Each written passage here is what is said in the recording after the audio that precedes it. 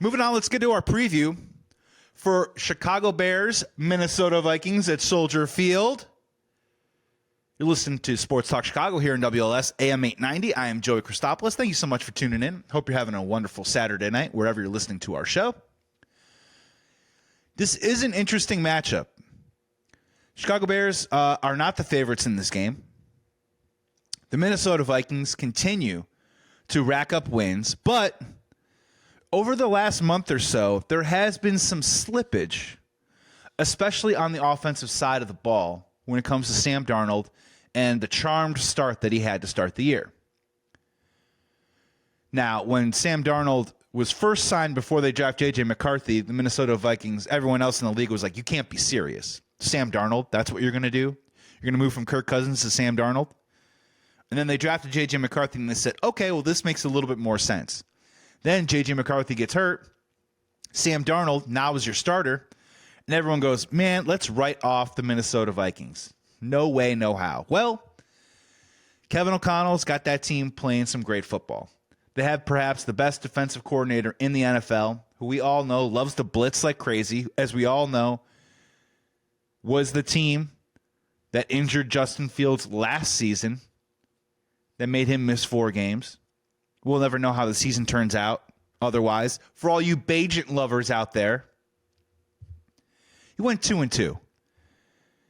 Beat the Carolina Panthers, one of the worst NFL teams I've ever watched in my life, by 3 points. Got trucked by the Chargers. I mean, come on. Anyways, I don't want to get off topic here. But the Minnesota Vikings defense is the real deal. And so Sam Darnold comes out and starts playing great football. But if you look at the stats over the last month or so, Sam Darnold has begun to struggle. Or, as I say, Sam Darnold has begun to turn back into a little bit more Sam Darnold. Over his last 3 games, he has 5 interceptions. After starting off the year like gangbusters, only 7 touchdowns over his last 6 games. And here's the one that I think is the most easy to digest.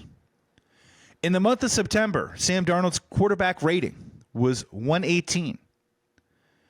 In October, Sam Darnold's quarterback rating moved down to 92.3.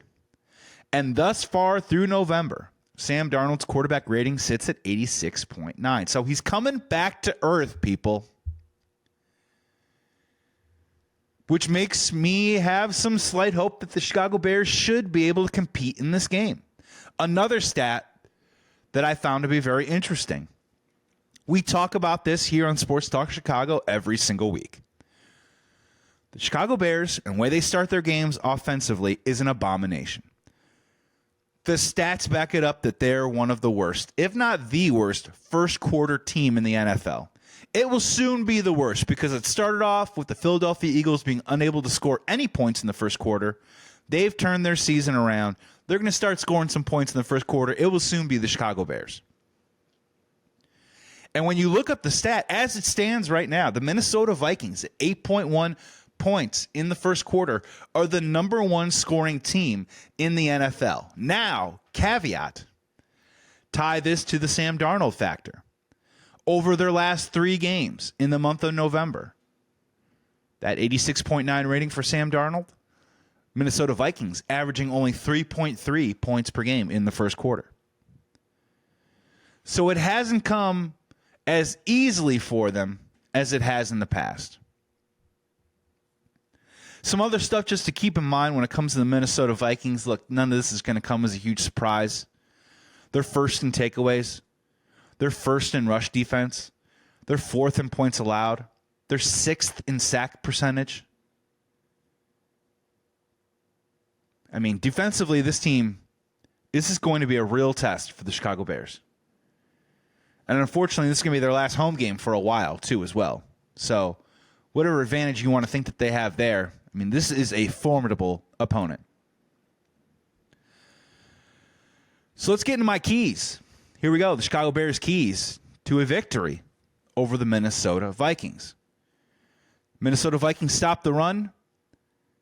Forgive me, this taping is a pre-record before Saturday, so if I don't have the exact full-on update with DeAndre Swift right now, forgive me, but he has been struggling with a groin injury this week. If he plays, does that affect him and his ability I mean, DeAndre Swift is a flawed player, and I'm coming to peace with the concept of DeAndre Swift. For those of you that have been listening to me since the season began, never been a big fan of DeAndre Swift. I once had an opportunity to write for the NFL. I had to cover the Detroit Lions, so I covered DeAndre Swift when he first got drafted. And just watching tape and watching the way that he plays, I was never really a huge fan. And I've come back to it a little bit where, to be very fair, he is a home run hitter. When you get him into the open field, man, he can rack up some yards like nobody's business. That's great to have on an offense. He's just a tough guy to trust on every single down. He makes mistakes in pass protection. He makes mistakes in terms of some of his cuts and his vision as a running back. He's a flawed player. And now he's a little injured. And last week, against the Green Bay Packers, without his 40-yard touchdown run, where would they be in that game? I'm not so sure. So it's going to be crucial in this game that I don't think the Chicago Bears are going to be able to run the ball the way that they want to, but they have to find out. My key is to figure out ways to make other versions of the offense be extension of the run. We've seen some of this already, and Thomas Brown deployed it last week. You know, instead of the bubble screen to DJ Moore, they've been doing the jet sweep to DJ Moore, which basically is the pre-snap where he comes right behind the quarterback, Caleb. Caleb hikes it, hands the ball off to him. You can call it jet sweep. You can call it end around, whatever you want. But they need to do stuff like that to get the Minnesota Vikings off the scent a little bit of stopping that run. And I think the screen game with DeAndre Swift is going to be paramount. You can try and run it with Roschon Johnson, but let's be honest, the speed, the athleticism, DeAndre Swift has the edge there. So if they have a hard time running the football against Minnesota, you can't turn this into Caleb back there dropping back and throwing 45 times. We've seen it already this season that it hasn't worked. And let's be very fair to the kid who just turned 23 years old, probably not ready to do that right now in his career. So you got to figure out creative ways to get the ground game going a little bit. Conversely, Chicago Bears should be in pretty good shape against the Minnesota Vikings run attack. They're 19th in the NFL. The yards per carry aren't that great. The only thing about that is, look, Aaron Jones, every time he plays the Chicago Bears, he runs us over. That dude runs hard, and you know that he's going to be ready to come, and he's going to be ready to play. There's a crazy stat right now for the Chicago Bears. During their 4-game losing streak, Chicago Bears are +3 in the turnover margin. Like, how is that possible? 4-game losing streak, and you are +3 in the turnover margin. A lot of times when you lose football games, you're turning the ball over, giving the other team opportunities. Instead, the Chicago Bears are actually taking advantage of that. But again, some of this comes down to situational coaching, something that the Chicago Bears simply don't have. And if you look at this matchup in a lot of categories, in a lot of different ways, I think the Chicago Bears defense is more talented and more productive than the Minnesota Vikings. But with Brian Flores and that blitz mentality, they get the opposition on their heels a little bit. And for the Chicago Bears, I mean, that +3 in turnover margin, that's going to have to go up in this game. They need to keep coming up with takeaways. I know it hasn't turned into wins, but man, if you take that away, it makes it even more difficult to win a game. So if you're going to be +3 in turnovers during a 4-game losing streak, you almost just can't make that stuff up. That is really tough to see. Defensively, big key of the game for me is going to be just stopping the big plays. The Bears have been bend but don't break. We've enjoyed the concept that they haven't given up a lot of points this year, but they have given up some really, really big plays. And there's one person on the other side playing for the Minnesota Vikings this weekend that knows a thing or two about big plays. His name is Justin Jefferson. I mean, for my money, if he's not the number 1 wide receiver in the NFL, he's 1A. He's damn close. And I can just see it now. I think third down is going to be a huge moment for the Chicago Bears in this game. Giving up big plays to Justin Jefferson or Aaron Jones trucking somebody on a 3rd and 4 and picking up a first down. It's going to be the type of stuff that really is going to be the measure of whether the Chicago Bears team is sick of losing at this point. I mean, Montez Sweat was despondent after they lost the game to the Packers. What does this team look like? How do they continue to keep fighting? Do they keep fighting for Matt Eberflus? Do they just keep fighting for themselves? And these are the type of moments. A big play to Justin Jefferson, Aaron Jones getting that extra yard because he runs so hard all the time. Those are the little things that have me scared for this Bears-Vikings matchup. My final key to the game, this is just simple, rah-rah from the cheap seat stuff. Let it rip, Caleb. Let it rip, man. This is going to be a low-scoring game, in my opinion. You're going to find out my final score prediction in just a moment. I think this is going to have to come down to those few big chunk plays to get it done.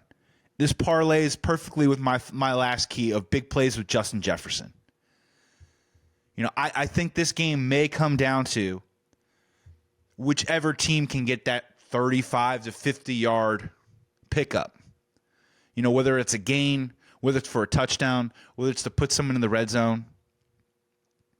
But I just have a sneaky feeling that this game is going to be really low scoring. I think Vikings offense is slowly, barely tipping down in the wrong direction. I think the Chicago Bears offense is slowly tipping in the right direction. I think both defenses are really solid. And I think when you put those two things together, I think you got yourself a low scoring game. So Caleb, man, I hope they can just dial up some stuff where they can really let him rip the ball. And with the blitz going on, you're going to have to figure out a way to kind of put out some of that smoke early in the game. And by doing that with my first key, jet sweeps, screens, all that stuff. And give Caleb at least the opportunity to go back there, plant that back foot, and let one rip and see if we can get to Roma Dunze for 25, 30 yards somewhere down the field. Because if you can get those looks and you can execute against a Minnesota Vikings defense that loves to blitz all the time, I think those could be the X factors and the differences between winning and losing in this game. So let's get to it. My final score prediction for the Chicago Bears versus the Minnesota Vikings. For those scoring at home, because I'm 6-4 on my season picks. And the Chicago Bears are at home. I'm going to be down there around the stadium on Sunday. I'm very excited for every Bears game I get a chance to watch. But, man, I'm at a point right now. You've lost 4 in a row with a head coach that already has a 3-game losing streak on his resume and a 14-game losing streak. Why in the world should I trust any Matt Eberflus team right now? What is the point of it? Out of a sense of masochism.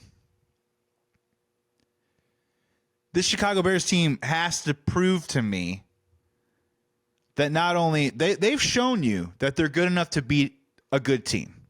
They've shown you that they're good enough to beat a playoff team. Your rookie quarterback, Caleb Williams, has shown you already that he can take his team down the field when it matters and score a touchdown or put yourself in a position to score with a field goal against Washington, probable playoff team, and Green Bay, probable playoff team. But the head coach has proven nothing to me. If anything, the head coach has proven that he can short-circuit a good time like nobody's business. He can be the one who trips over the cord at the party that turns off all the music and turns off all the lights, and then they can't get the music back on. That's what he's shown me. So until I'm proven wrong on that concept, I got the Minnesota Vikings winning this game. I got them winning 17, Chicago Bears 14. This pains me to do that. And I will just say, if my final score is correct, or even if the Chicago Bears lose, and then 4 days later, the Detroit Lions take the Chicago Bears to the woodshed on Turkey Day, that's the moment when I think you might see Matt Eberflus get shown the door. I think that morning on Black Friday might not be a happy one for Matt Eberflus if it comes to pass in that manner.